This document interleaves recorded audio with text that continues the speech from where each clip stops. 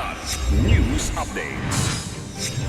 Mga balita ngayon, taguan ng pagkain ng dismantled na NPA unit nasamsam sa Aurora. Siyam na kabataan timbog sa riot sa Tondo, Maynila. Pinagsabihan ni Mayor Isko. Sapat na supply ng langis sa bansa tiniyak ni PBBM.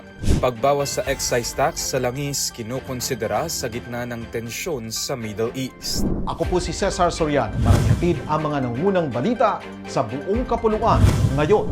Nasamsam ng tropa ng 91st Infantry Battalion ng Philippine Army, katuwang ang 21st Special Action Company ng PNP SAF, ang isang food cache o imbakan ng pagkain sa Sitio Binwangan, Barangay Wenceslao, Maria Aurora, Aurora. Pinaniniwala ang nakalaan ng mga supply para sa nabuwag na Komiteng Rehiyon Gitnang Luzon at dismantled Komiteng Larangan Guerrilla Narciso. Wala nang nadatnang armadong grupo sa lugar. Kabilang sa nakumpiska ang tinatayang mahigit 70 kilo ng bigas na nakaimbak sa iba't ibang lalagyan. Ayon kay Brigadier General Eugenio Julio Osias IV, Commander ng 703rd Infantry Brigade at Joint Task Group 72, mahalaga ang pagkakasamsam sa pagpapahina ng logistical support ng mga rebeldeng grupo at sa pagpapatatag ng seguridad sa Aurora at buong gitnang Luzon.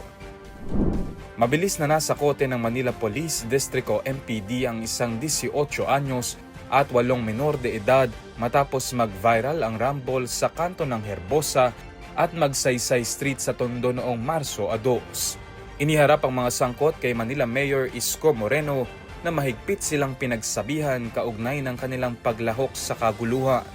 Kinilala ni Moreno ang 18-year-old na si Chris Adriano alias Jumong na dati nang nasangkot sa pagnanakaw ng copper. Nahulihan siya ng patalim at nahaharap sa kasong alarm scandal at illegal possession of a deadly weapon. Nasa pangangalaga ng social welfare ang mga menor de edad habang inihahanda ang posibleng aksyon laban sa kanilang mga magulang dahil sa umano'y kapabayaan.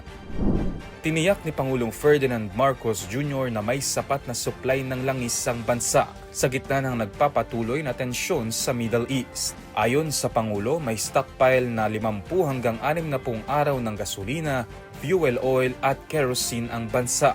Sa kabila nito, nanawagan si Marcos sa lahat ng tanggapan ng gobyerno, gayon din sa publiko, na humanap ng paraan upang mabawasan ang paggamit ng enerhiya.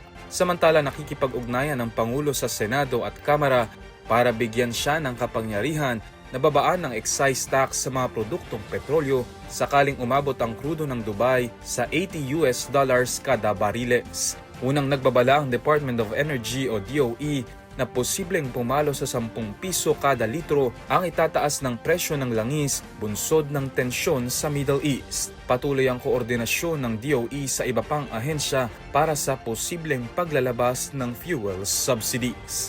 Para sa Kidlat News Channel, ako si Renzo Lenon, nag-uula. Ako po si Cesar Soriano, kasama nyo sa bawat pagputok ng balita.